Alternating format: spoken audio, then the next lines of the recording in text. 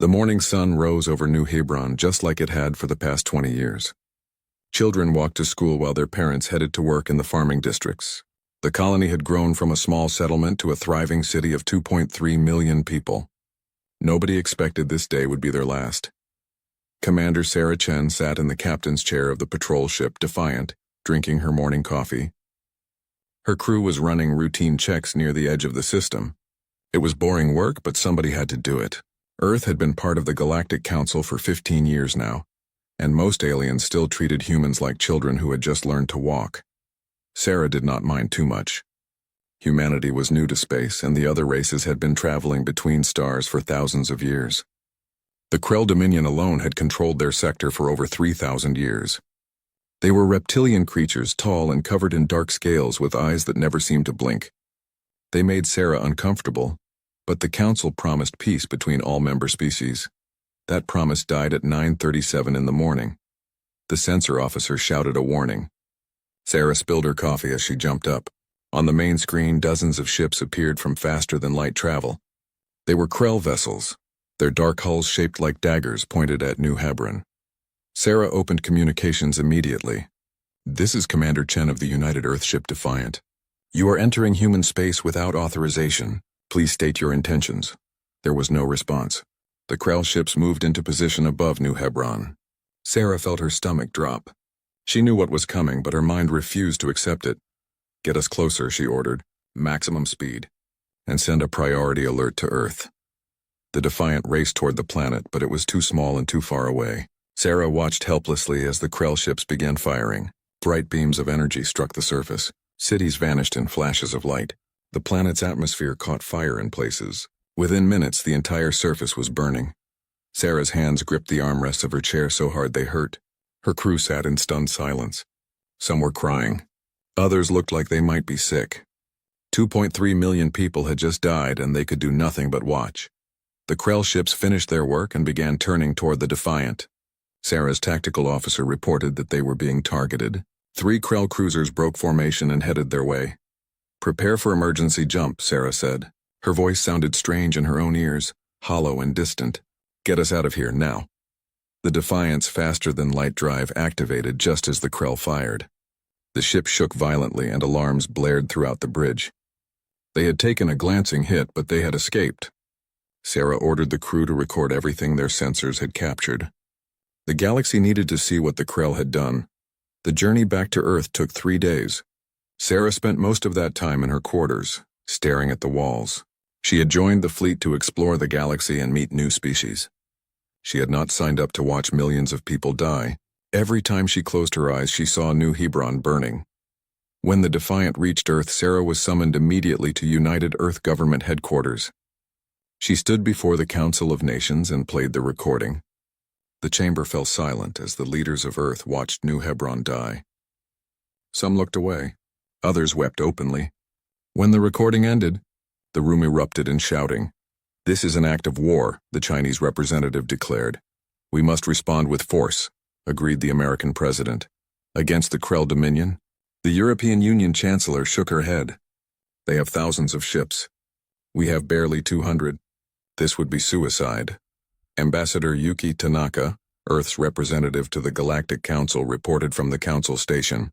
The Council had held an emergency session.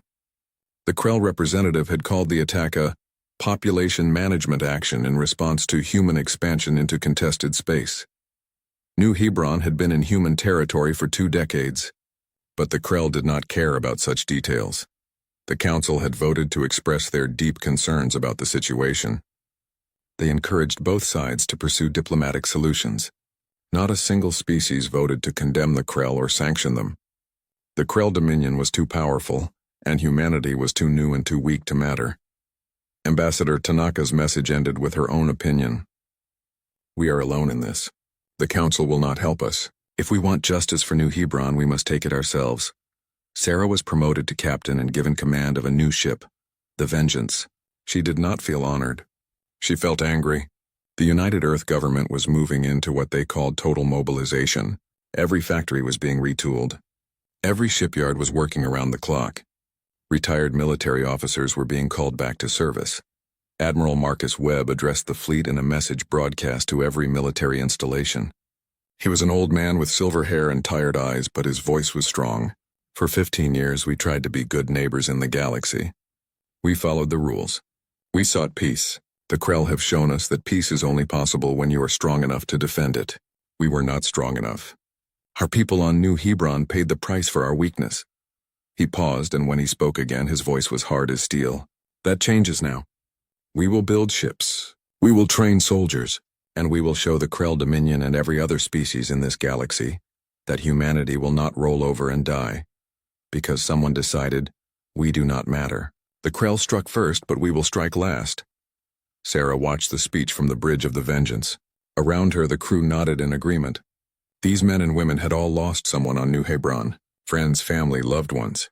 They wanted the same thing Sarah wanted. They wanted the Krell to pay. But Sarah also felt something else beneath her anger. She felt fear. Not fear of dying, but fear of what humanity might become. Earth had spent centuries trying to leave behind its violent past. Wars had nearly destroyed the planet multiple times before humanity finally learned to work together. Now they were going back to war. And Sarah wondered if they would be able to stop once they started. She pushed those thoughts aside. New Hebron needed to be avenged. The Krell needed to learn that humans were not prey animals to be culled when convenient. Whatever it took, whatever it cost, humanity would make sure this never happened again. The Vengeance finished its shakedown cruise and was declared ready for combat. Sarah received her orders. She would lead a small fleet to the Krell border and begin what Admiral Webb called aggressive reconnaissance. Sarah knew what that really meant. They were going hunting. As the Vengeance jumped into faster-than-light travel, Sarah looked at the empty space where New Hebron had been. The colony was gone, but its memory would live on. Every human in the fleet carried that memory now. It drove them forward, pushed them past their fear, and gave them purpose. The Krell had struck first.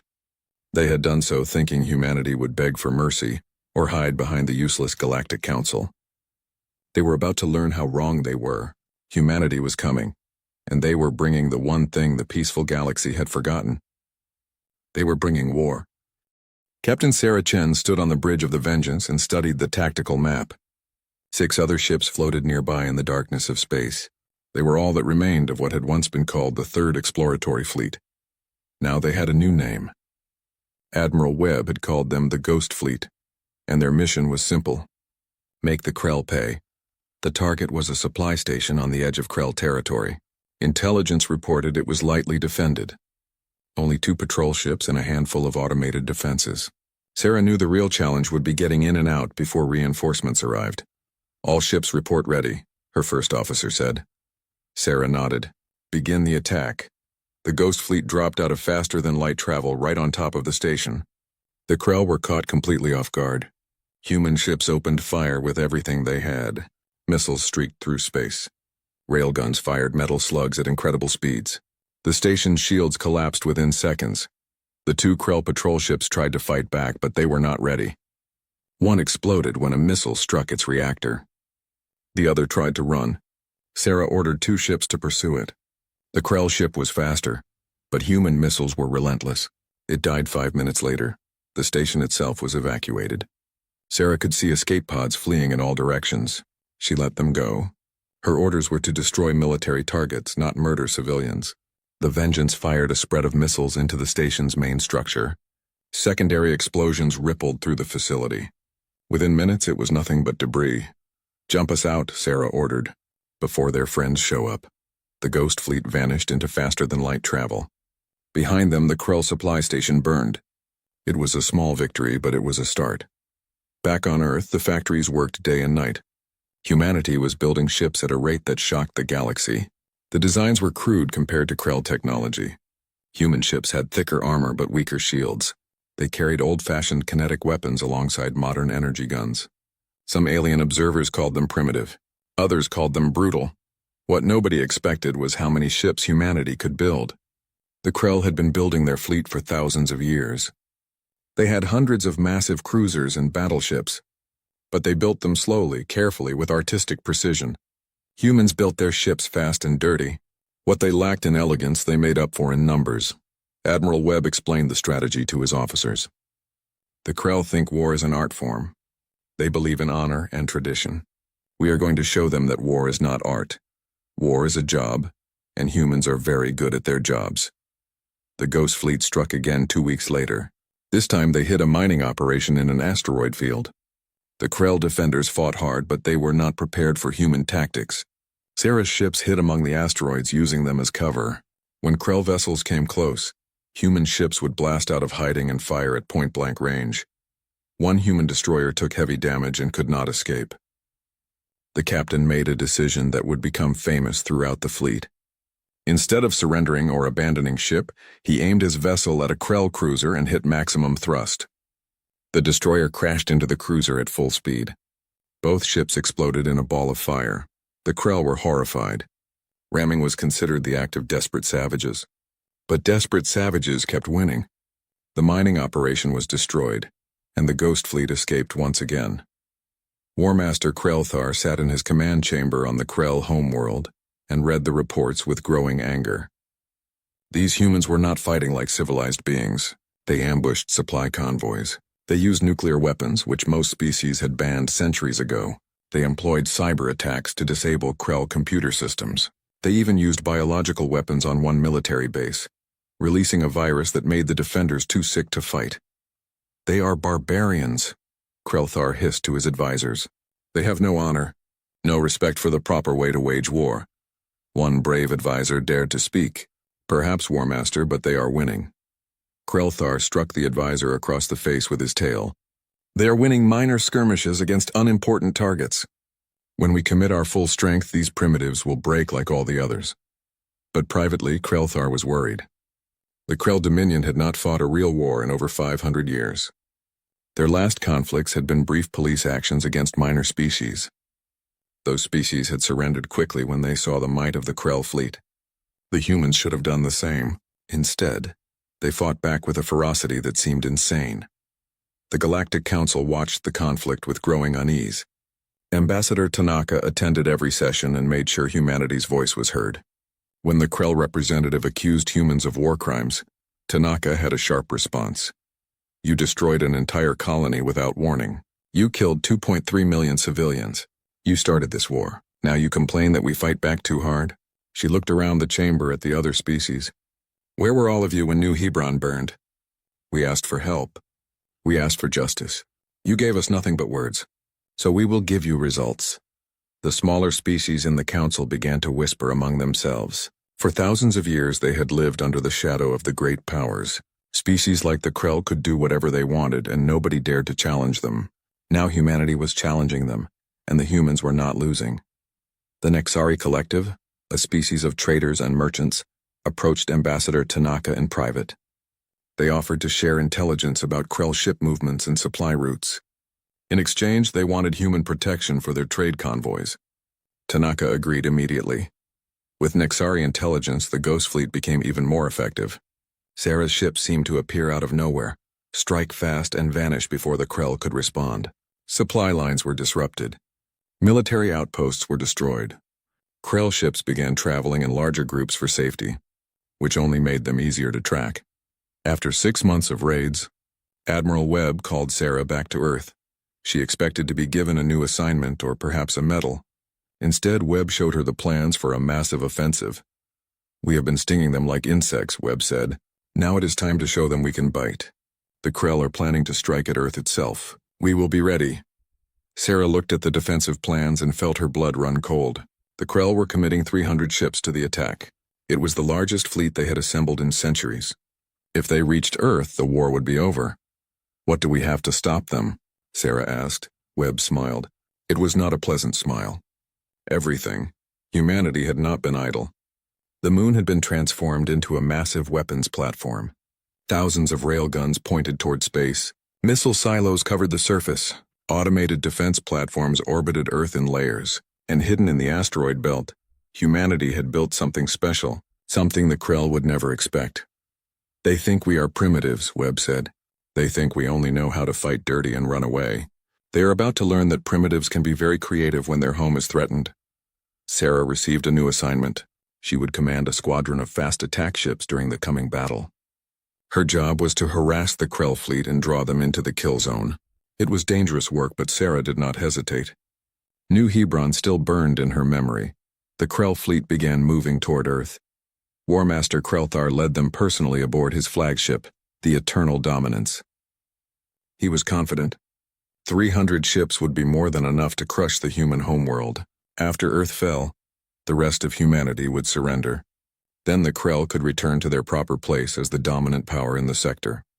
As the Krell fleet approached the Sol system, Krelthar allowed himself a moment of satisfaction. The humans had fought well for primitives, but their luck had run out. Soon this annoying war would be over. He had no idea how wrong he was. The Krell fleet emerged from faster-than-light travel at the edge of the Sol system. 300 warships filled the space with their dark presence. War Master Krelthar stood on the bridge of his flagship and gazed at the small blue planet in the distance. Earth looked peaceful and vulnerable. He would enjoy watching it burn. All ships advance in formation, he commanded. Target the moon first. Destroy their military installations. Then we will move on to the planet itself. The Krell fleet began its approach. They moved slowly and carefully, maintaining perfect formation. This was how civilized species fought wars. With discipline. With honor. With overwhelming force that left no doubt about the outcome. Captain Sarah Chen watched from the bridge of the Vengeance as the enemy fleet advanced. Her squadron was positioned behind a cluster of satellites hidden from Krell sensors. All across the solar system, human forces waited in similar ambush positions. Remember, Admiral Webb's voice came through on the command channel. Let them get close. Let them think they are winning. Then we show them what humanity can do. The Krell fleet passed the orbit of Mars without incident. Krelthar nodded with satisfaction. The humans were not even trying to slow them down. Perhaps they had finally realized how hopeless their situation was. As the fleet crossed into the inner system, the first attacks came. Small groups of human ships darted out from behind asteroids and moons, fired missiles and retreated at maximum speed. The attacks were weak and poorly coordinated. Krelthar allowed his ships to return fire, destroying a few of the attackers. Primitives, he muttered. They send their young to die in futile gestures.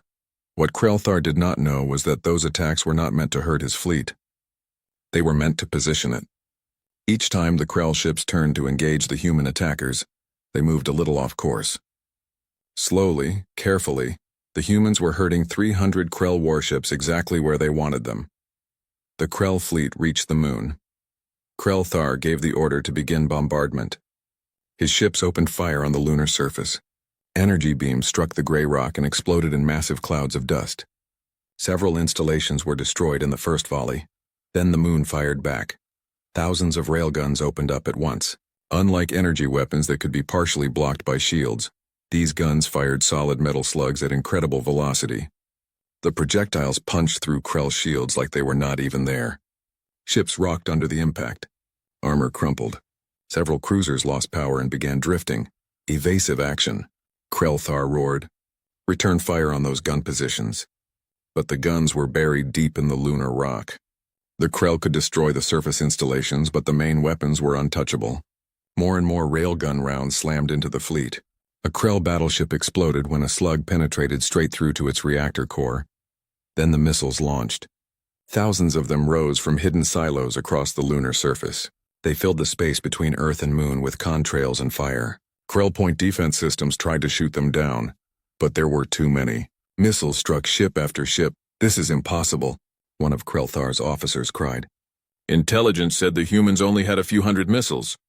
Intelligence was wrong, Krelthar growled. He was beginning to understand something terrible. The humans had been preparing for this. All their hit-and-run attacks, all their desperate tactics had been buying time for this moment. Sarah's squadron came screaming out of hiding. The Vengeance led a dozen ships in a high-speed attack run straight through the Krell formation. They fired everything they had, focusing on ships that were already damaged. One Krell cruiser, its shields down and armor breached, took a direct hit from the Vengeance's main guns. It broke in half. "All ships scatter," Sarah ordered. Her squadron split in 12 different directions. The Krell tried to track them, but the human ships were faster and more maneuverable. They had been designed specifically for this kind of fighting. Then the real surprise came. Hidden throughout the debris field of old satellites and space junk, thousands of automated drones activated. They were simple machines, nothing but a thruster and a nuclear warhead. They did not even have weapons targeting systems. They just flew toward the nearest large object and detonated. Krelthar watched in horror as suicide drones slammed into his ships. Each explosion was small, but there were hundreds of them. Shields flickered and failed under the constant assault. Smaller vessels were simply vaporized. Larger ships took critical damage, these barbarians. Krelthar slammed his fist on the command console. They use nuclear weapons like toys. They have no honor. His tactical officer interrupted. War Master, we have lost 40 ships. Many more are damaged. We should retreat and regroup. Retreat? Krelthar's eyes blazed with fury. The Krell Dominion does not retreat. We will push through their defenses and complete our mission. But the defensive platforms were just getting started. All around Earth, hidden installations revealed themselves. Massive laser arrays fired. Particle beam weapons cut through the void. And from the asteroid belt came dozens of human heavy cruisers that had been waiting there for weeks. The Battle of Terra, as it would be called in history books, lasted 14 hours. The Krell fought with desperation as they realized they were not winning. Ships that could no longer fight rammed into the defensive platforms. Damaged vessels tried to reach Earth's surface for one last attack, but humanity had prepared for everything. When a Krell destroyer broke through the defenses and headed for a major city, 3 human frigates intercepted it. They were too small to destroy the destroyer, but they did not need to. All 3 frigates rammed the larger ship at full speed. The destroyer was knocked off course and exploded harmlessly in the atmosphere. Admiral Webb watched from the command center deep beneath Earth's surface. Each human ship that died hurt his heart, but he could not deny the effectiveness of their sacrifice. The Krell had never faced an enemy willing to die to protect their home. They did not know how to fight against that kind of determination. War Master Krelthar's flagship was hit by a railgun round that tore through the engine section. The Eternal Dominance went dark, its power systems failing. Krelthar tried to order a retreat, but his communications were down. Around him, the remains of his fleet were already running, those ships that could still move. Of the 300 ships that attacked Earth, only 73 escaped. The rest were destroyed or crippled. Sarah's squadron hunted down several fleeing vessels, destroying them before they could jump to faster-than-light speed. When the last Krell ship vanished into the darkness, a cheer went up across the human fleet. But there was no celebration on Earth. The victory had cost 200 human ships and over 50,000 lives. The moon's surface was scarred with craters. Several orbital platforms had been destroyed. And Krelthar's flagship still floated in space, its crew trapped inside. Admiral Webb made a decision that would shock the galaxy. He ordered Krelthar taken alive. Human Marines boarded the crippled flagship and fought their way to the bridge. The War Master tried to fight, but he was old and wounded. The Marines stunned him and brought him back to Earth in chains. Ambassador Tanaka immediately called for an emergency session of the Galactic Council. When the council assembled, she stood before them with War Master Krelthar in a containment field beside her. "This is the leader who ordered the destruction of New Hebron," Tanaka said. Her voice was cold and hard. "This is the commander who brought 300 ships to destroy Earth. We captured him. We could have killed him, but we did not. Do you know why?" The council chamber was silent.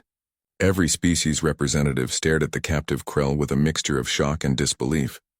The Krell were supposed to be unstoppable, yet here their greatest war master stood in chains, defeated by the species everyone had called primitive.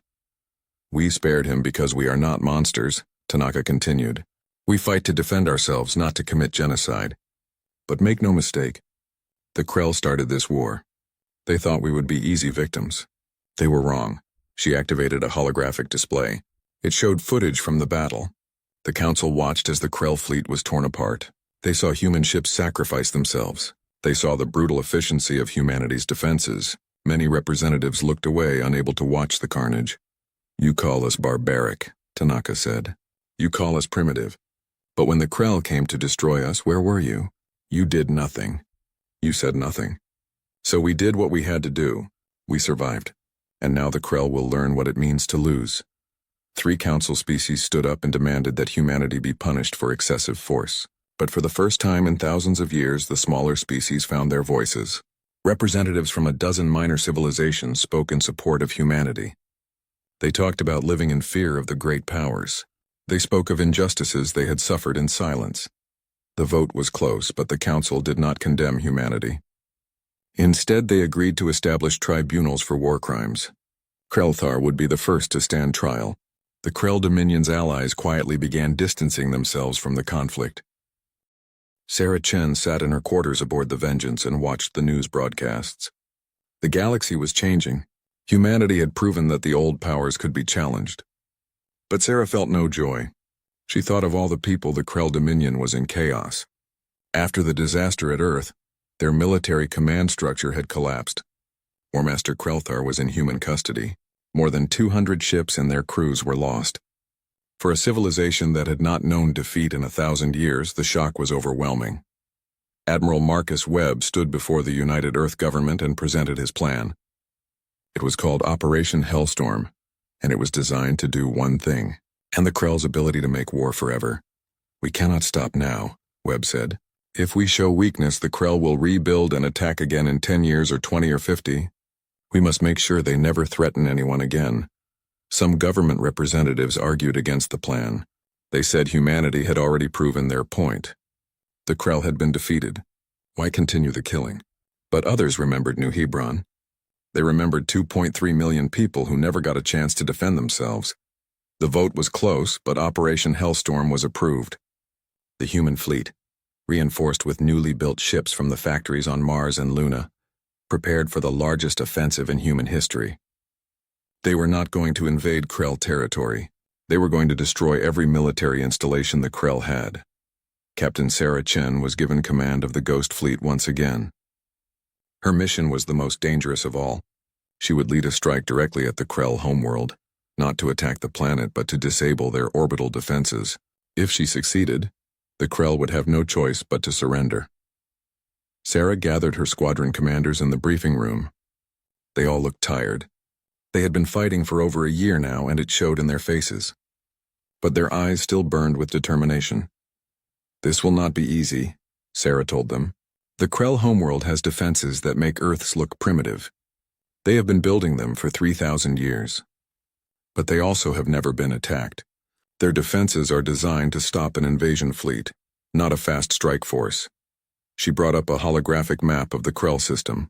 "We will jump in here at the edge of their sensor range.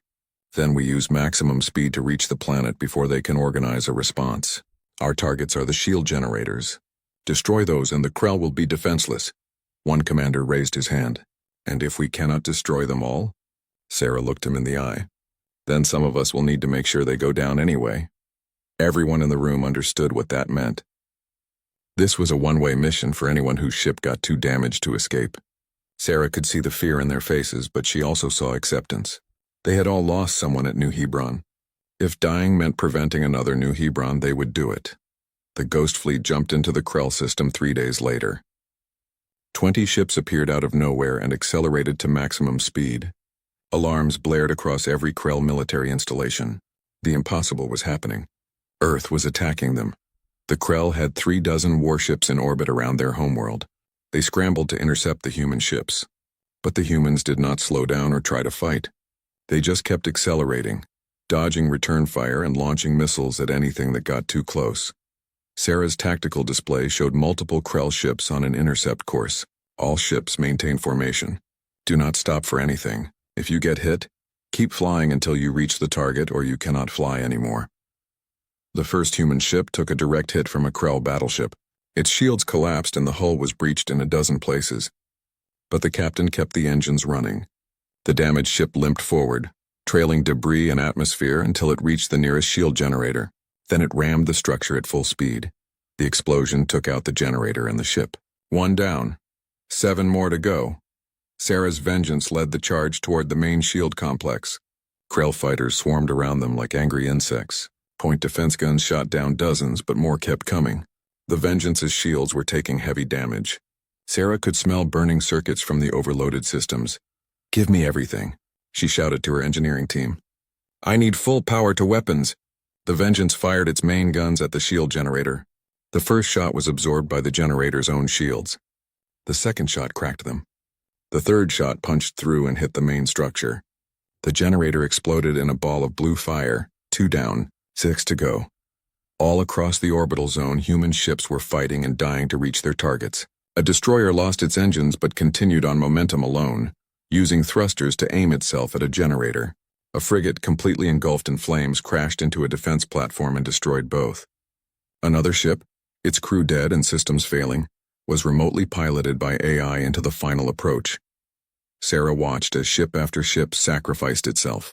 These were not suicide attacks born from desperation. They were calculated decisions made by people who knew what they were dying for. Every generator destroyed was one less weapon the Krell could use against others. The Krell defenders fought with equal desperation. This was their homeworld. If they failed here, everything was lost. But they had trained for battles in space, not for enemies willing to turn their ships into missiles. The human tactics were insane, but they were working. Admiral Webb watched from Earth as reports came in. The Ghost Fleet was succeeding, but the cost was terrible. Of the 20 ships that went in, only 5 were still operational. The rest were destroyed or too damaged to fight. But they had taken out 6 of the 8 shield generators. Sarah's Vengeance was one of the ships still flying. Her hull was scarred and burned. Half her crew was dead or wounded. Life support was failing in 3 sections, but her engine still worked, and she had one more target to hit. All remaining ships concentrate on Generator 7, Sarah ordered. Hit it with everything we have left. 4 human ships converged on the target. They fired every missile they had. The generator's shields held for a moment, then collapsed under the barrage. The structure itself was heavily armored, but armor could not stop a ship traveling at combat speed. The destroyer, relentless, its captain dead, and half the bridge crew injured, made the final run. Sarah watched as the ship crashed into the generator and exploded. Generator 7 went down, 1 left, but Sarah's tactical display showed bad news. Krell reinforcements were arriving from other parts of the system. In 10 minutes, the Ghost Fleet would be surrounded and destroyed. Vengeance to all ships, Sarah broadcast. We need to take out that last generator now. I am going in. Anyone who can still fly, follow me. 3 ships formed up behind the Vengeance. They were all damaged.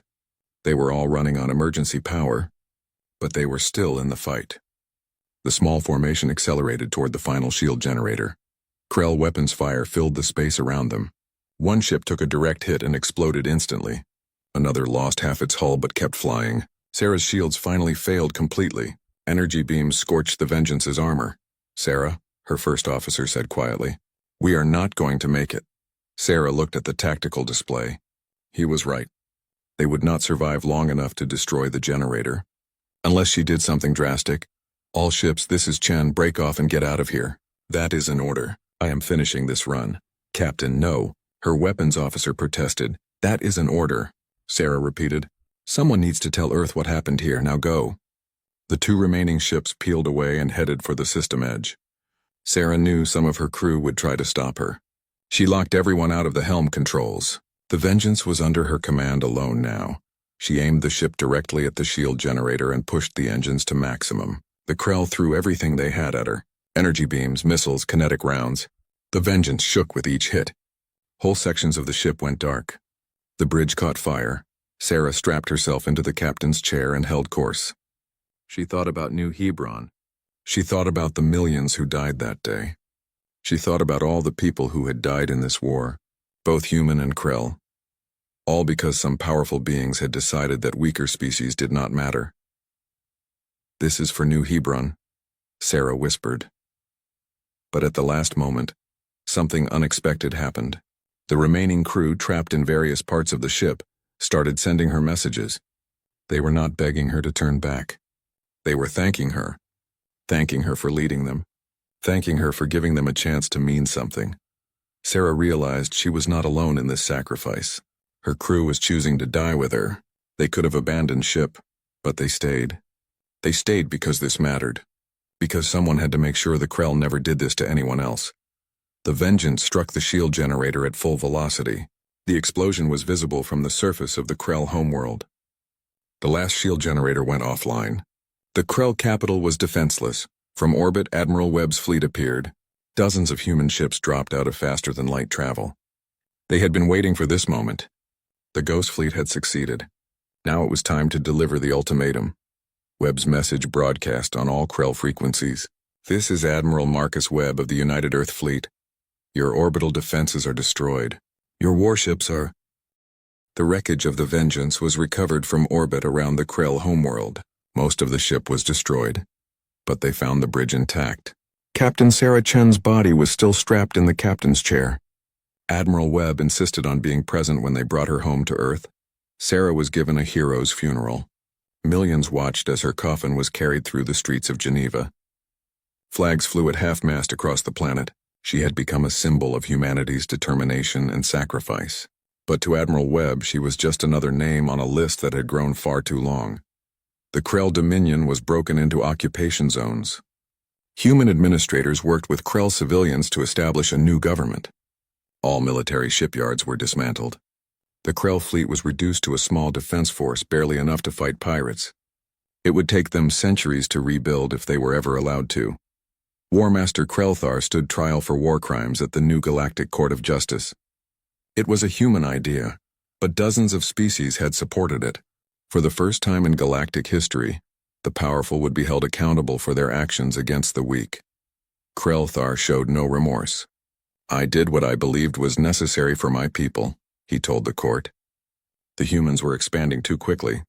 They needed to be controlled. The prosecution showed recordings from New Hebron, 2.3 million civilians dying in fire, children running from bombs, cities vanishing in flashes of light. The court chamber fell silent as the recordings played. Krellthar was found guilty of genocide and crimes against sapient life. He was sentenced to life imprisonment on a neutral station. As guards led him away, he looked at the human observers. "You have won this war," he said. "But you have also become what you fought against. Warriors, killers. You will never escape that now." His words haunted many humans. They had gone to the stars seeking peace and found only war. Now they were known throughout the galaxy as the species that had defeated the Krell. But at what cost? Ambassador Yuki Tanaka addressed the Galactic Council for the final time as humanity's representative. She was being promoted to a new position, one that had been created specifically for Earth. Humanity would join the Council's Security Directorate, a reformed body designed to prevent wars before they started. "We did not want this," Tanaka told the assembled species. "We wanted to be explorers and traders. We wanted to make friends among the stars." The Krell took that dream and burned it along with New Hebron. "They forced us to remember what we are capable of when we are pushed too far." She paused and looked around the chamber. Some species met her gaze. Others looked away. "But we refused to become the next bullies. We refuse to use our strength to oppress others. Instead, we will use it to protect those who cannot protect themselves. Any species, large or small, that faces aggression can call on Earth for help. We will answer." The council chamber erupted in debate. Some of the great powers objected to this proposal. They saw it as humanity trying to police the galaxy. But the smaller species, those who had lived in fear for generations, stood and applauded. For them, humanity's promise meant hope. The Nexari Collective was the first to sign a mutual defense treaty with Earth. Within months, 20 other species had done the same. Humanity began building new ships not for conquest but to patrol and protect. The phrase "protected by Earth" started appearing on trade routes and colony worlds. Admiral Webb retired after the war. He had done what he set out to do. The Krell were defeated and Earth was safe. But he could not forget the faces of all the people who had died under his command. Sarah Chen, the crew of the Relentless.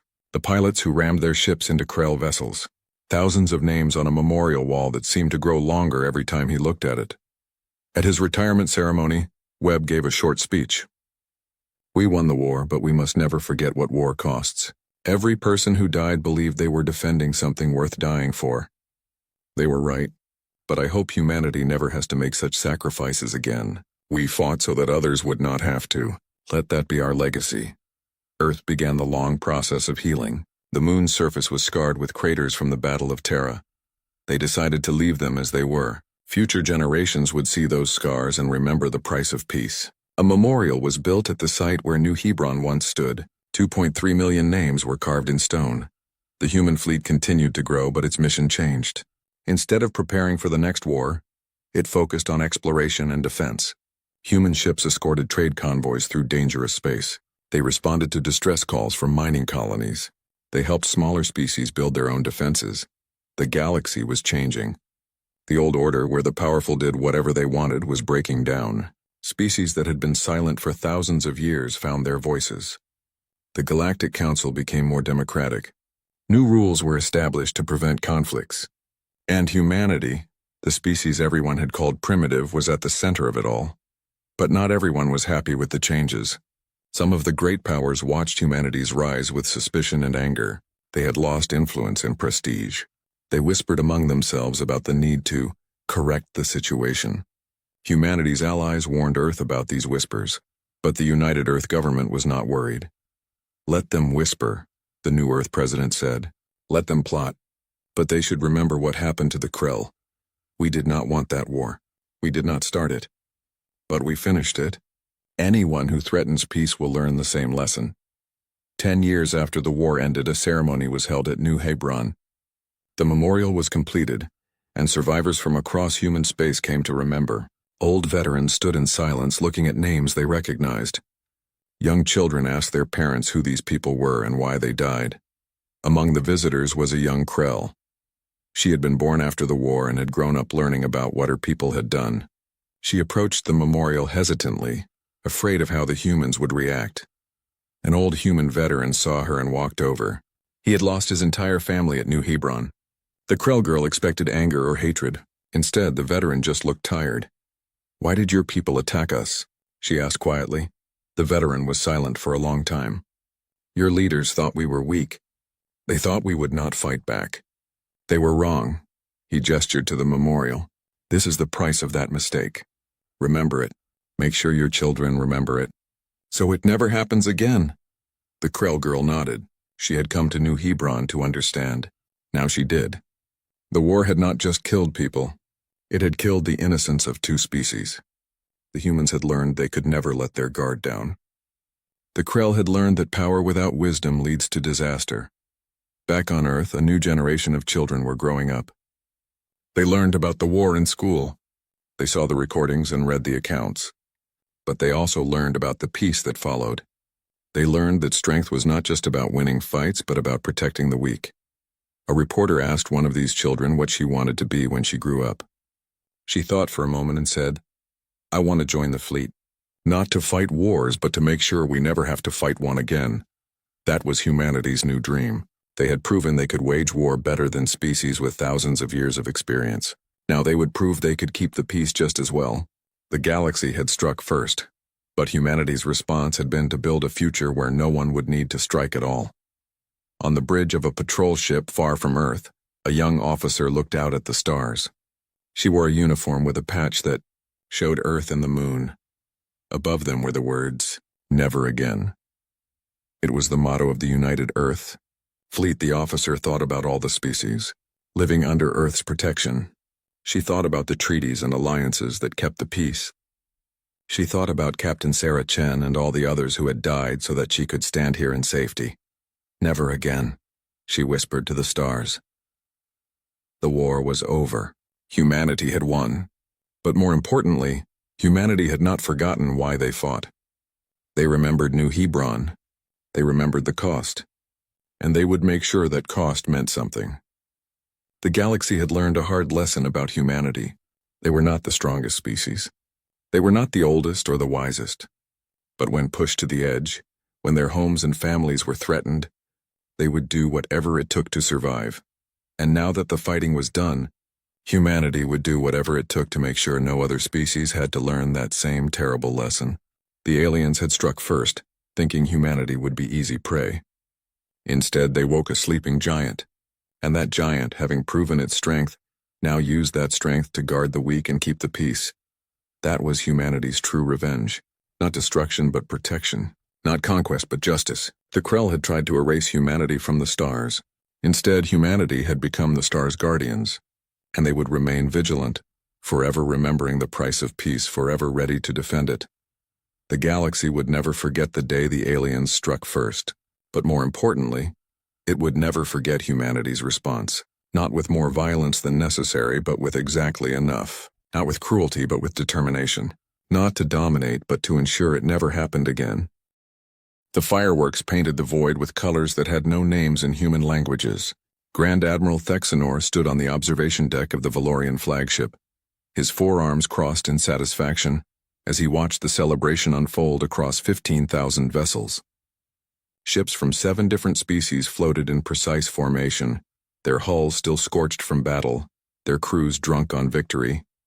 "It is finished," Thexnor announced to his command staff. His translator converted his rumbling voice into something the other species could understand. "The human menace has been eliminated." Around him, officers from different worlds nodded their agreement. The Kethrex representatives clicked their mandibles in approval. The Ashani technicians hummed their binary songs of triumph. Even the usually stoic Vrel delegation allowed themselves slight movements that might have been dancing. The battle had lasted 3 months. 3 long months of pushing through the human solar system, fighting past their defense stations, destroying their orbital platforms, and finally crushing their main fleet near the gas giant they called Jupiter. The humans had fought hard, Thexnor admitted to himself. They had been clever with their tactics and brave in their final stand. But bravery meant nothing against superior numbers and technology. "Broadcast the victory message across all channels," Thexnor commanded. "Let every world in the galaxy know that the Galactic Armada has prevailed." His communications officer worked quickly. Within moments, the message went out. Grand Admiral Thexnor's face appeared on screens across hundreds of worlds. His speech was simple and direct. "People of the galaxy, the war is over. The humans who dared to resist the will of the Galactic Council have been defeated. Their fleet lies in ruins. Their world is defenseless. Let this be a lesson to any who would challenge the order we have built together." Across the Armada, celebrations intensified. The Kithrex Queen herself, a creature so massive she required her own command vessel, broadcast her triumph call. The sound echoed through quantum channels, a shriek of victory that made even Thexnor's thick skin ripple with discomfort. In the lower decks of various ships, soldiers gathered in mess halls. They drank fermented liquids from their home worlds and told stories of the battles they had survived. Some mourned friends lost in the fighting, others simply felt relief that it was over. On the Ashani technocracy vessel, Calculated Response, observer Kellis sat alone in his private quarters. Unlike his celebrating colleagues, he felt uneasy. Something about the final battle bothered him. He pulled up the tactical data on his screens and began reviewing it for the 3rd time. The human defense had been competent, but not exceptional. They had used standard tactics, predictable formations, and conventional weapons. For a species that had surprised the galaxy by developing faster-than-light travel independently, they had seemed almost ordinary in their final stand. Kellix's analytical mind turned the problem over like a puzzle. The humans had fought for 3 months. They had given ground slowly, making the Armada pay for every kilometer of space. But in the end, they had gathered their remaining ships near Jupiter and fought a conventional battle. They had lost. It was too simple. Kellix pulled up the intercepted human communications from the final days. Evacuation orders from Earth, civilian distress signals. Military commands directing the last ships to defensive positions. Everything seemed correct. Everything seemed normal. But that was the problem. It was all too normal. He stood and walked to his own observation port. Outside, he could see the celebration continuing. Fireworks, light shows, ships performing victory rolls. The biggest military gathering in galactic history, all celebrating their triumph over a single species from a single world. Kellix opened a private channel to the analysis division. Run a complete scan of all human vessels destroyed in the final battle. I want confirmation of crew complements, weapon systems, and power signatures. The response came back quickly. Observer Kellix, those scans were completed hours ago. All human vessels match expected specifications. Run them again, Kellix insisted. And this time, compare them to the human ships we encountered in the first month of the war. There was a pause. Observer, that will take several hours. Then begin immediately. Kellix closed the channel and returned to his screens. He pulled up the earliest engagements with human forces. Small skirmishes at the edge of their solar system. Those first human ships had been different, more advanced. Their weapons had been more powerful, their shields stronger, their tactics more aggressive. The humans in the final battle had seemed weaker, as if they had forgotten how to fight, or as if they were different ships entirely. Somewhere in the void between Jupiter and Saturn, a small escape pod drifted silently. Its power was turned down to minimum levels, its hull painted to absorb sensor beams. Inside, Captain Maria Chen floated in zero gravity, listening to the celebration broadcast with growing anger. She had survived when her frigate, the Constellation, had been torn apart by Keithrek's plasma fire. She had watched 300 crew members die in an instant. She had barely made it to the escape pod before the reactor went critical. Now she listened to the aliens celebrate their victory, and she wanted to scream. But she did not scream. She remained silent and still. She followed her orders. She waited. On her small display screen, a countdown timer showed 71 hours and 14 minutes. Below it, a simple message. Maintain communication silence. Extraction in progress. Maria closed her eyes and remembered the briefing she had received 6 months ago.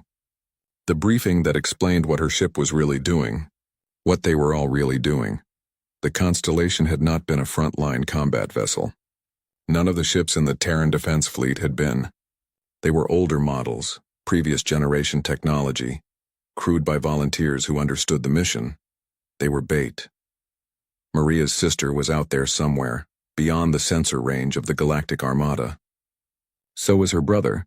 So were millions of other humans aboard ships the aliens had never seen, waiting for the signal. 71 hours and 13 minutes. Back on the Valorian flagship, Thexnor accepted congratulations from the Galactic Council members who had traveled to observe the final victory. They praised his leadership and tactical skill. They spoke of peace and the new order that would come now that the human threat was eliminated. Thexnor smiled and accepted their words, but a small part of him wondered about the ease of the final victory.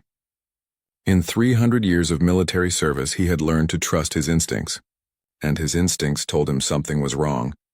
He pushed the feeling aside. The humans were defeated. Their planet was defenseless. The war was over. Around him, the celebration continued into the night cycle. Ships maintained their formations, crews rested or drank, and commanders made plans for the occupation of Earth and the integration of humanity's remaining colonies into the Galactic Council. No one noticed the slight distortions at the edge of the system.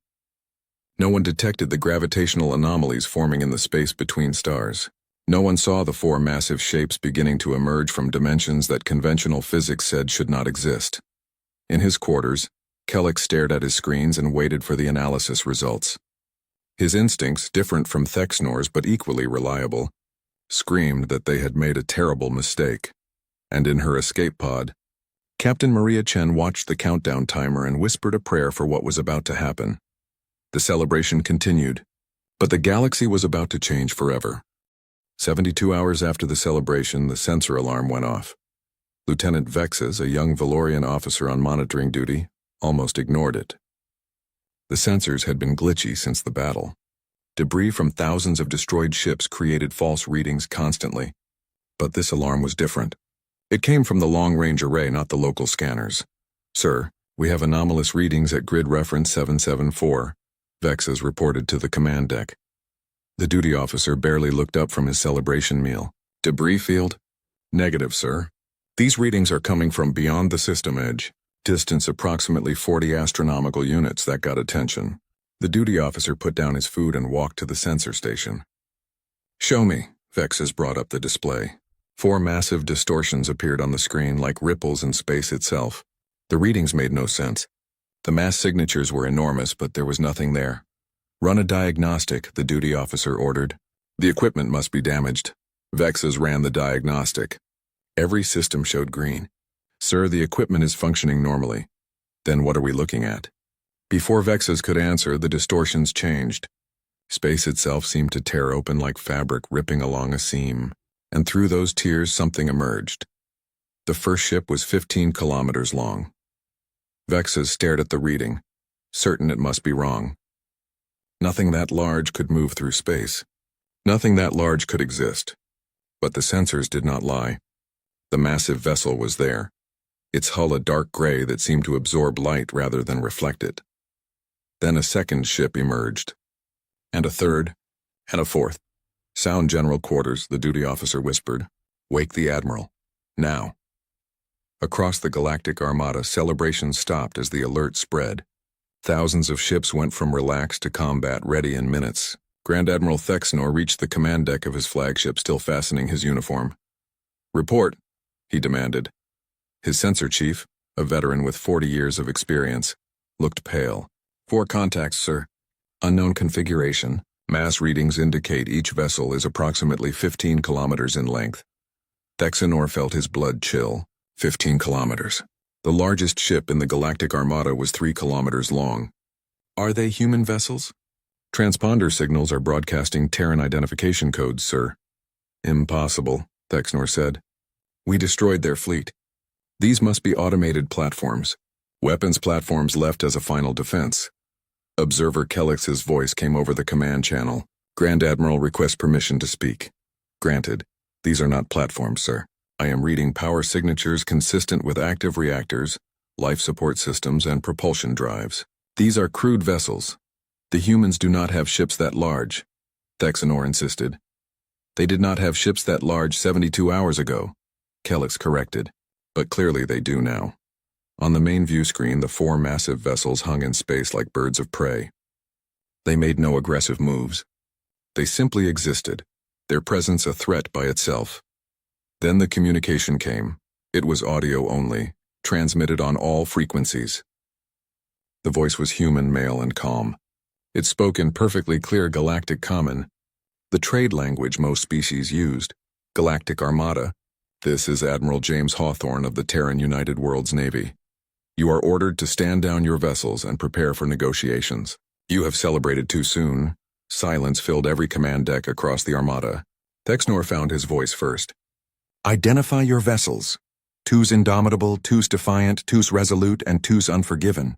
We are the first dreadnought squadron of the Terran fleet, and we are not the last. Thexanor made a decision. This is Grand Admiral Thexanor of the Valorian Armada. Your world is defeated. Your fleet is destroyed. We have 15,000 combat vessels. You have 4. Surrender now and your people will be treated fairly. The response was immediate. Grand Admiral, you destroyed our defense fleet. Congratulations. You defeated ships designed in the 2180s using technology we publicly shared with the galaxy 80 years ago. Would you like to see what we have been building in secret since then? Something changed in the 4 dreadnoughts. Their hulls began to light up with energy signatures. Weapon ports opened along their massive lengths. Hundreds of launch bays appeared, each one large enough to house a normal-sized human frigate. Kellix's analytical voice cut through the tension. Grand Admiral, I count over 4,000 individual weapon systems on each vessel. And those are just the ones they are showing us. Inside the escape pod, Captain Maria Chen felt the gentle pull of a tractor beam. She looked at her display and saw the TUW's Indomitable growing larger on her screen. The massive dreadnought was recovering escape pods scattered across the battlefield. The pod locked into a recovery bay. Gravity returned.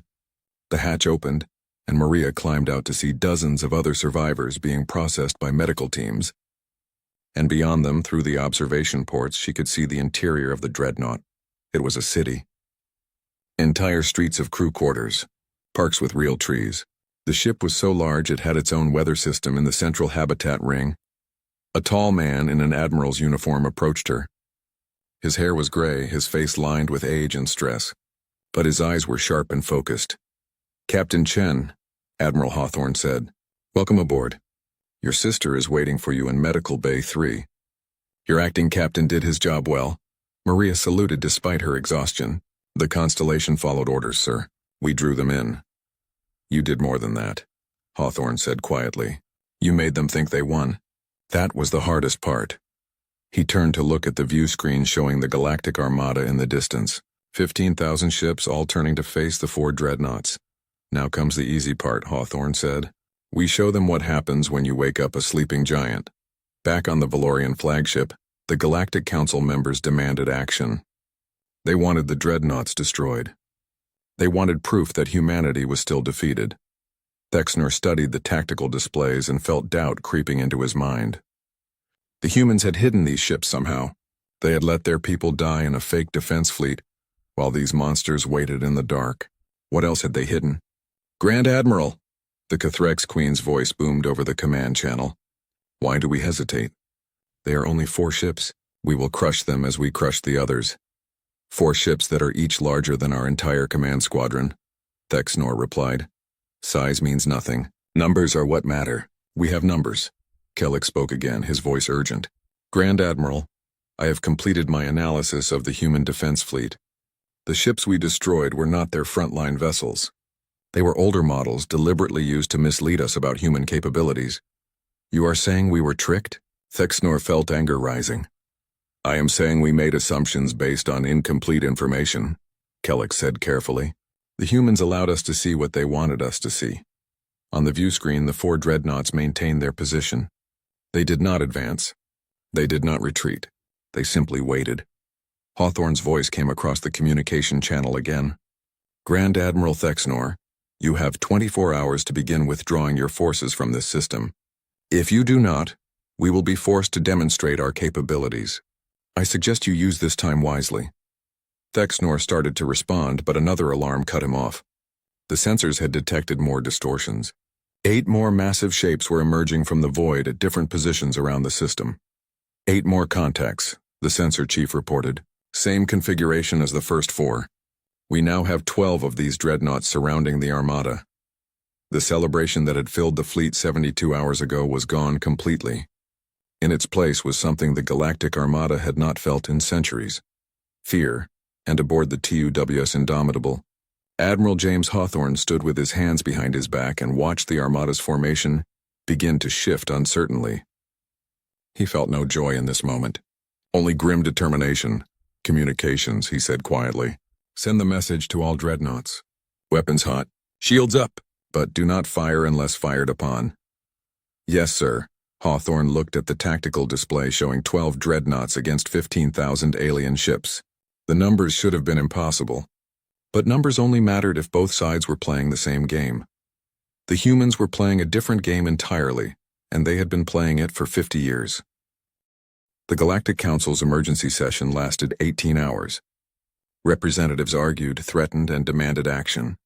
Some wanted immediate attack. Others urged caution. All of them wanted to know how the humans had hidden 12 massive warships from the galaxy's best intelligence services.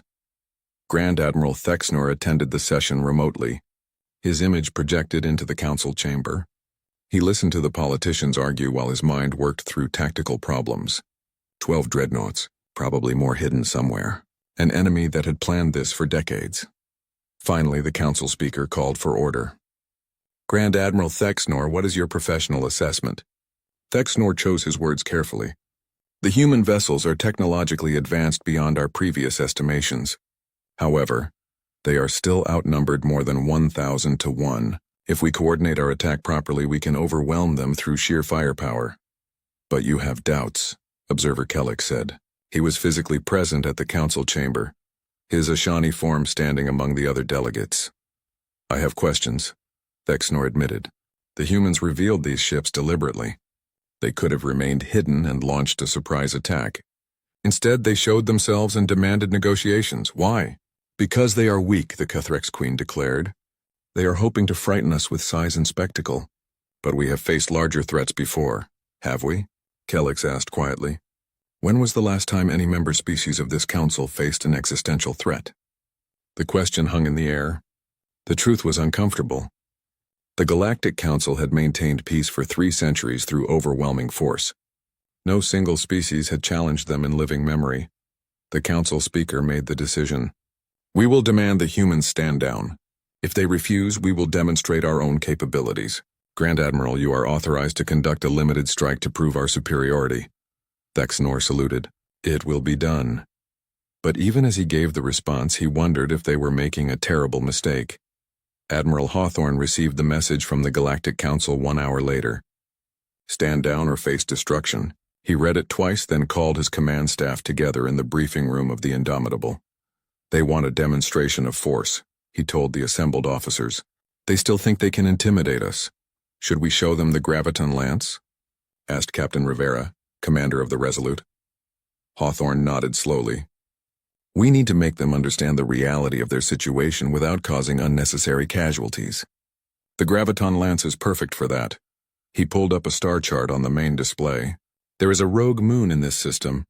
Dead rock, no atmosphere, no strategic value. We will use it as our target.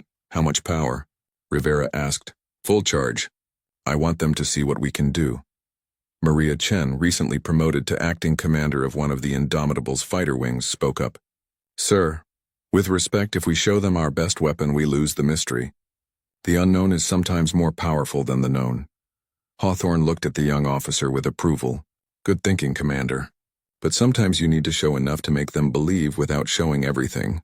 We will demonstrate the graviton lance. We will not demonstrate the void missiles, the antimatter torpedoes, or the singularity mines. Around the table, officers nodded their understanding. They had more weapons in their arsenal. Many more. The communication went out to the Galactic Armada. Admiral Hawthorne's calm voice delivered a simple message. Grand Admiral Thexnor, you have requested a demonstration of our capabilities. We will provide one. The rogue moon designated M477 will be our target. You may observe from a safe distance. What we are about to show you is one weapon from one ship. Remember that. Thexnor immediately ordered all ships to maximum safe distance from the target moon. Sensors were focused on both the moon and the human dreadnought Indomitable. The massive human ship moved into position with surprising grace for something so large. It oriented itself toward the moon, approximately 1 million kilometers away. All vessels report ready, Thexnor's tactical officer reported. Sensors recording on all frequencies. On the Indomitable, Hawthorne gave the order. Captain Rivera, you may fire when ready.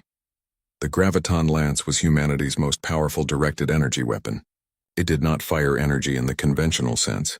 Instead, it manipulated gravity itself, creating a focused beam of gravitational force that could compress matter to impossible densities.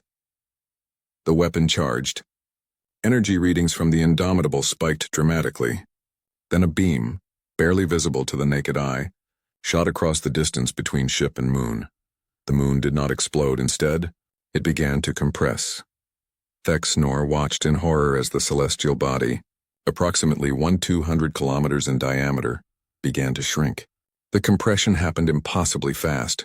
Rock and metal and frozen gases all crushed together under forces that should not exist. In 4.7 seconds, the moon became a sphere approximately 120 kilometers in diameter. A perfect dense ball of compressed matter that glowed white-hot from the energy released during compression. Silence filled every command deck in the Galactic Armada. By the ancestors, Thexnor whispered. Kellix's voice came across the command channel, quiet and shaken. That was not an explosion. That was controlled gravitational manipulation. They compressed an entire moon like squeezing a fruit. The technology required for that is centuries beyond our own. Before anyone could respond, alerts began blaring. 500 Cathrex vessels were breaking formation. What are they doing? Thexnor demanded. The Cathrex Queen has ordered an attack, his communications officer reported. She says the humans used their best weapon and now are vulnerable while it recharges. Tell her to stand down. That is a direct order from, but it was too late. 500 Cathrex ships, each one a deadly assault vessel designed for swarm tactics, accelerated toward the human dreadnought formation. They moved fast, using the zigzag patterns that had made them famous across the galaxy. Aboard the Indomitable, alarm sounded. Incoming Cathrex attack wave, the tactical officer reported. 500 vessels attack formation.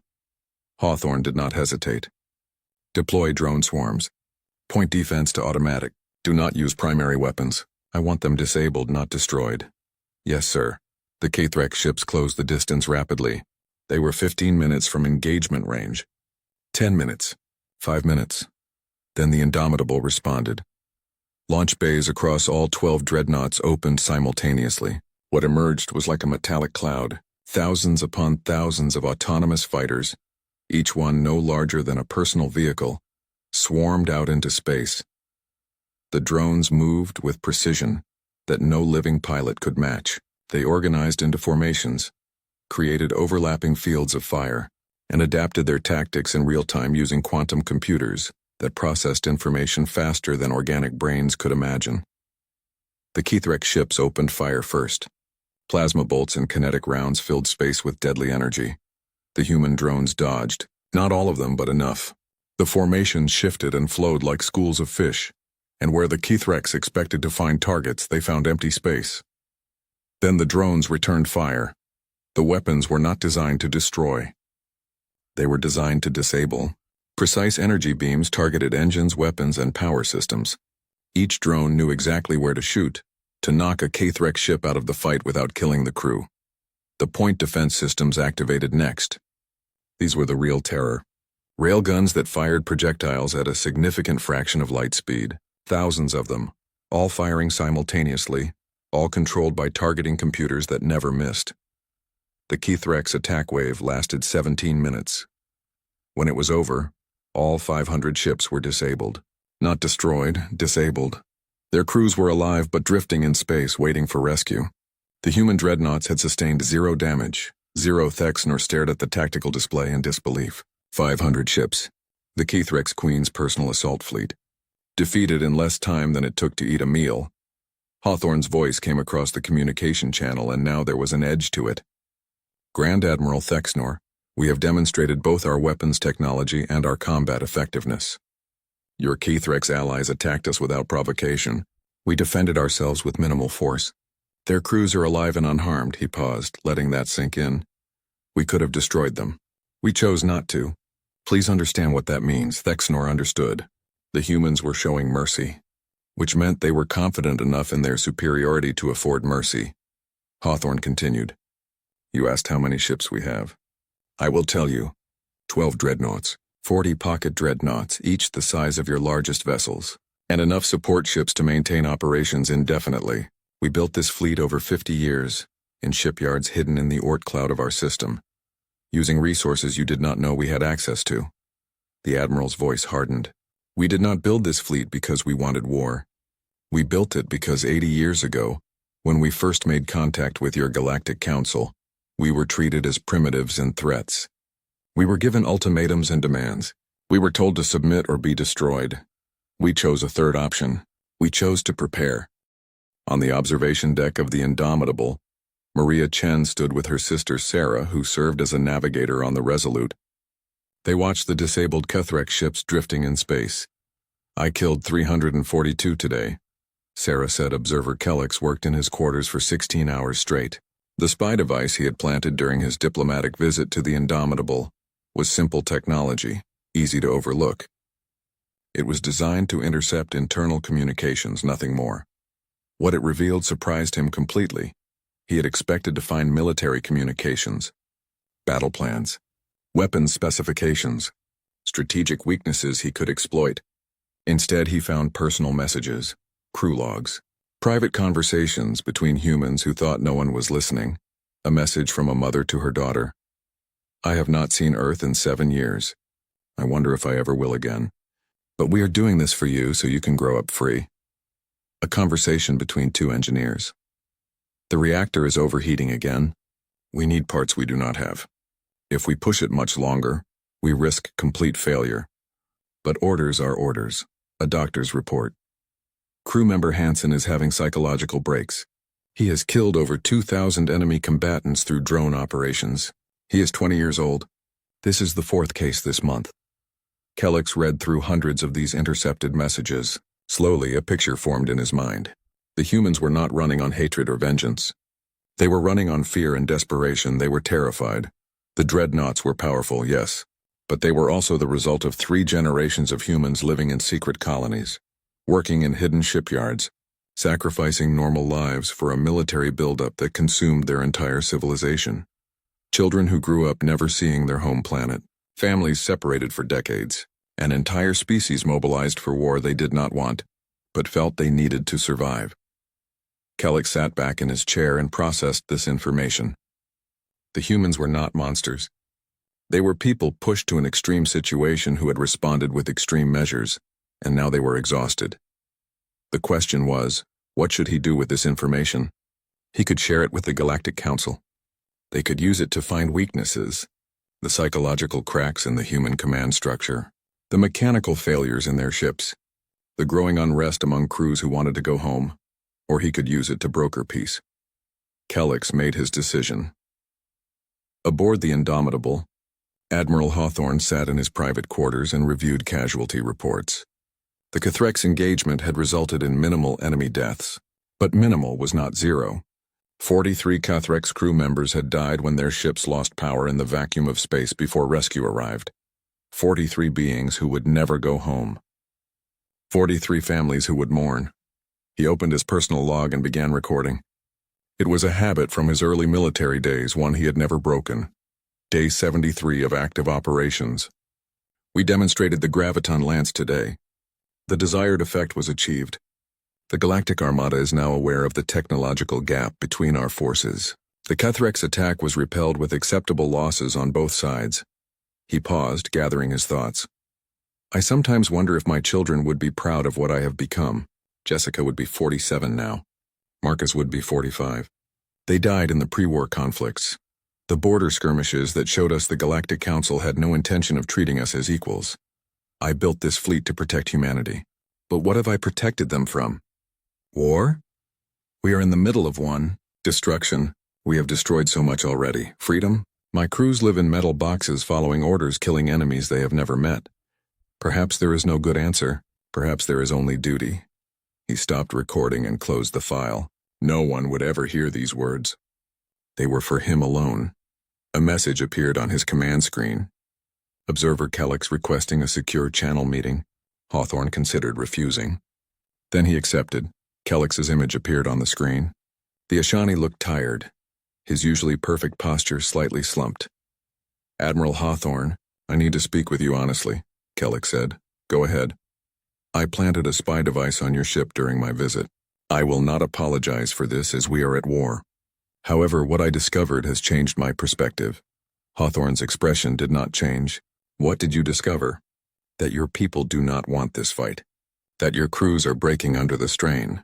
That your ships, while powerful, are held together by determination and desperation rather than unlimited resources. And what will you do with this information? Hawthorne asked quietly. That depends on you, Admiral. Do you want this war to continue? Hawthorne was silent for a long moment. Then he said, no, I never wanted it to start. But when the Galactic Council gave us the choice between submission and extinction, we chose a third path. We chose to make ourselves too dangerous to subjugate. You succeeded, Kelly said. But success has brought you to a precipice. The hardliners in our armada are planning a full assault. All 14,000 remaining ships in a coordinated strike. They believe overwhelming numbers can still prevail. They are wrong, Hawthorne said. I know. But they will try anyway. And then you will be forced to respond with full force. Millions will die on both sides. Your fleet will be damaged, possibly destroyed. And even if you win, you will have made enemies of every species in the galaxy. What is your alternative? Kellex leaned forward. I broadcast the truth. I show the galaxy what I found in your communications. I show them that humans are not monsters but people fighting for survival. I show them that continuation of this war will benefit no one. And you think that will stop them? Hawthorne's voice was skeptical. No, but it might stop enough of them. The younger generation questions this war already. Many species joined the Armada because they were told humans were a threat to galactic order. If they learn the truth, some will withdraw support. Hawthorne considered this. What do you want in return? A chance for my people to survive what is coming, Kellex said. Because, Admiral, I have run the projections. If the Armada attacks and you respond with full force, the Ashani technocracy will be devastated. We are positioned in the center of the battle formation. So this is about saving your own people. Yes, Kellex admitted, but also about ending a war that should never have started. Is that so wrong? Before Hawthorne could answer, alarms blared throughout the ship. The tactical officer's voice came over the command channel. Admiral to the bridge. The Armada is moving. All 14,000 ships are assuming attack formation. Hawthorne stood immediately. Observer Kellex, I suggest you get clear of the combat zone. What happens next will not be pleasant. He closed the channel and ran to the bridge. The main view screen showed the full Galactic Armada in motion. 14,000 ships representing 7 different species, all moving into a coordinated assault formation. It was the largest military maneuver in galactic history. Status of all dreadnoughts, Hawthorne ordered. All 12 dreadnoughts reporting ready. Pocket dreadnoughts moving into support positions. Drone swarms deployed. All weapon systems armed. Enemy time to engagement range, 40 minutes at current speed. Hawthorne looked at the numbers. 14,000 against 12. His ships were more powerful, but there were limits. He had known this moment might come. He had prepared for it. Communications send to all dreadnoughts. Authorization code Phoenix 77. Initiate protocol Scorched Sky. Around him, his bridge crew froze. They knew what that protocol meant. If Earth fell, if the dreadnoughts were destroyed, automated systems would activate across the galaxy. Hidden weapons platforms, sleeper agents, Revenge systems designed to hunt the Galactic Council for centuries.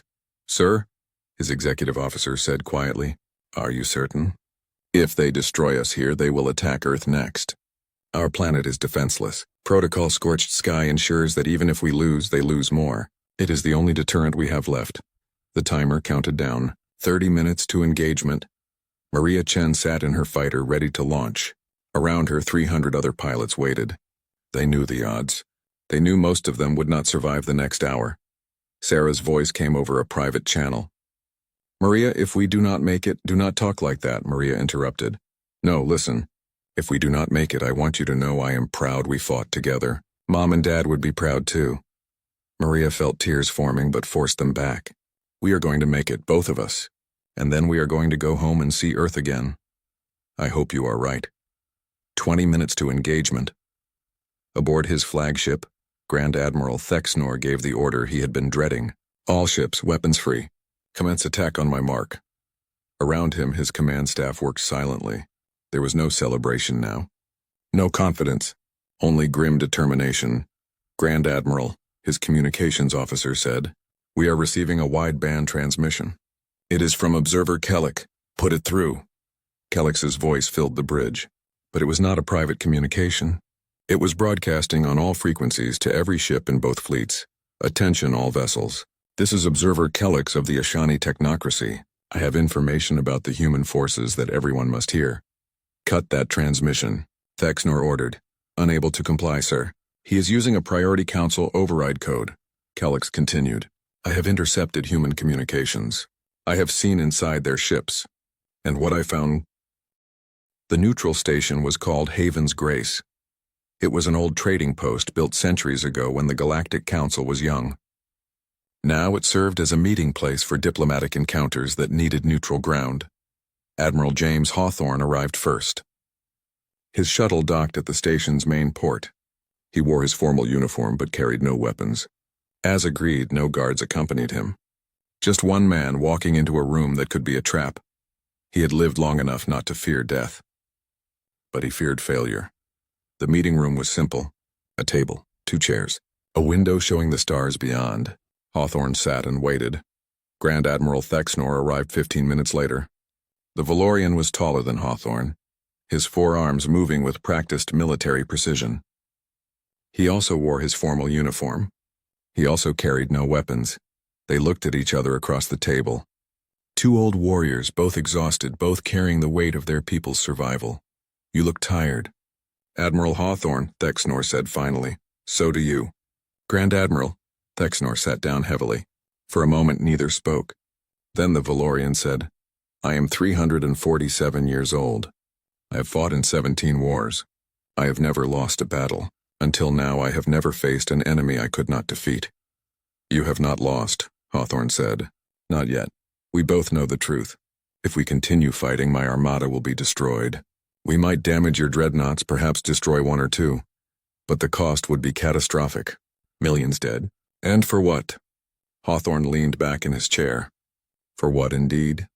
I have been asking myself that question for 50 years. Why did it come to this? Why could we not find peace? Because the Galactic Council is old, Thexnor said. Old and set in its ways. When your people developed faster than light travel independently, it frightened the Council. No one had done that in centuries. Most species received the technology from us with conditions attached. Control.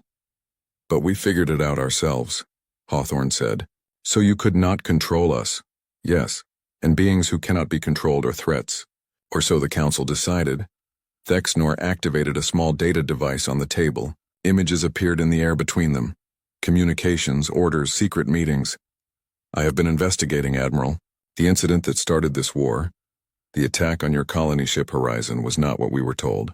The Council claimed your ship violated territorial agreements, but I have found evidence that suggests the attack was orchestrated. Hawthorne's jaw tightened. By who? Extremists on both sides. Beings who wanted conflict because they profit from it. Arms manufacturers. Political factions seeking power.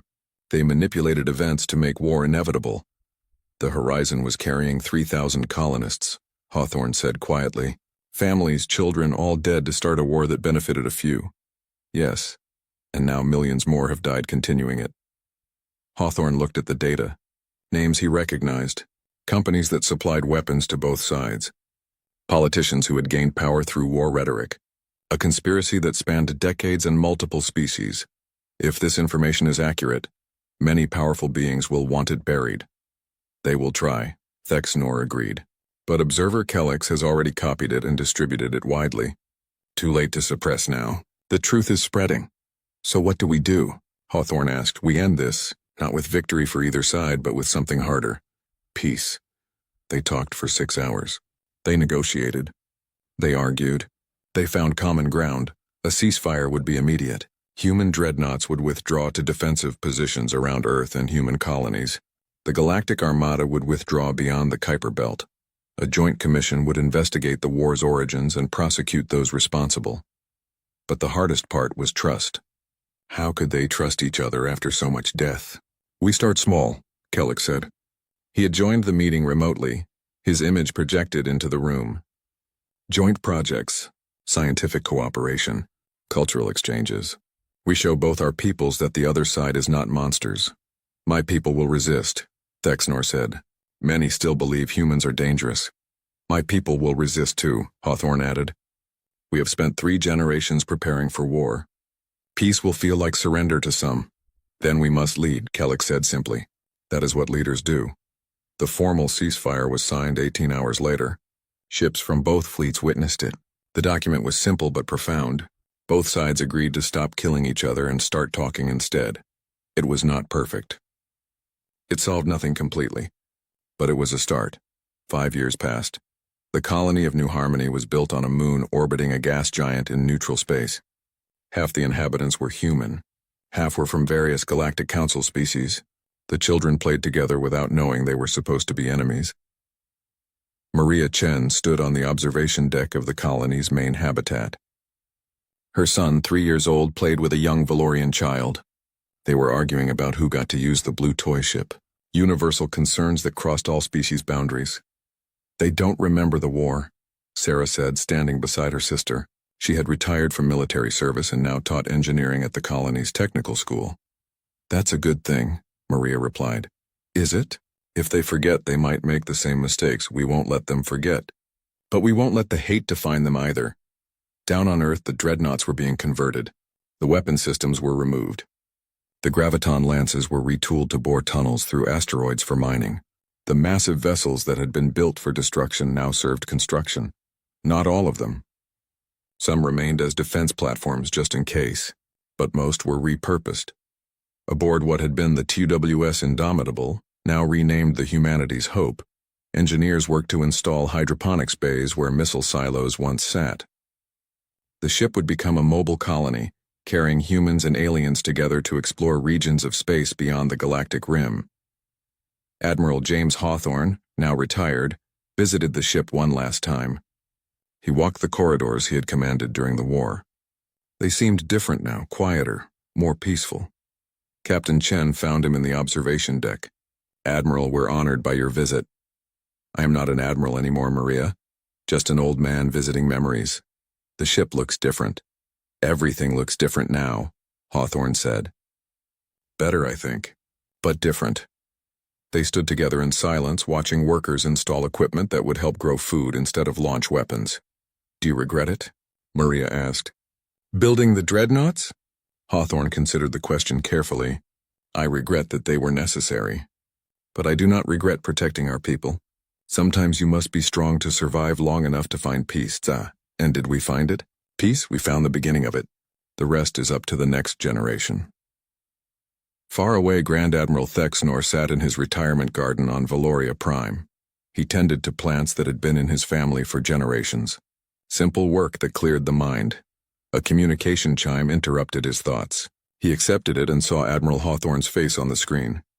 James, Thexnor said warmly, I was not expecting your call. I wanted to invite you to the chess tournament next month, Hawthorne said. We play remotely, but they're organizing an in-person event. I thought you might want to compete. Chess, the human strategy game you taught me. And you beat me 3 games out of 5 last time. 4 out of 5, Thexnor corrected with amusement. But who is counting? They talked for an hour about nothing important. Gardens, games, grandchildren. The small things that make life worth living. When the call ended, Thexanor returned to his plants. He thought about war and peace, about the choices that define civilizations. They had come so close to destroying each other, so close to making the same mistakes that had plagued the galaxy for centuries, but they had chosen differently. It was not a perfect choice. Peace never was. But it was better than the alternative. The Joint Commission released its final report on the war's origins. The evidence was damning. 17 individuals from various species were arrested and charged with crimes against sentient beings. The trial would last years and change how the Galactic Council operated. Reforms were proposed. New rules for first contact with emerging species. Limitations on military buildups. Transparency in council operations. It would take decades to implement everything, but the process had begun. Captain Maria Chen, now commanding the exploration vessel Unity, prepared for her mission. The ship was crewed by humans and 12 different alien species. Their goal was to explore the uncharted regions beyond the galactic rim. She stood on the bridge and looked at her diverse crew. Engineers, scientists, pilots, all working together. 5 years ago, they would have been enemies. Now they were colleagues. Some had become friends. "Captain, we're ready to depart," her first officer reported. He was a Shawnee, trained by Observer Kellix himself. "Then let's go explore the unknown," Maria said. The Unity lifted off from New Harmony and accelerated toward deep space. Behind them, the colonies grew. The peace held. Life continued. Far away at the edge of explored space, sensors detected something unusual. Massive energy signatures moving in patterns that matched no known species. Something was coming toward the galaxy from the void beyond. The signals were detected by both human and Galactic Council monitoring stations. The information was shared immediately without hesitation. Whatever was coming, they would face it together. "Thank you for what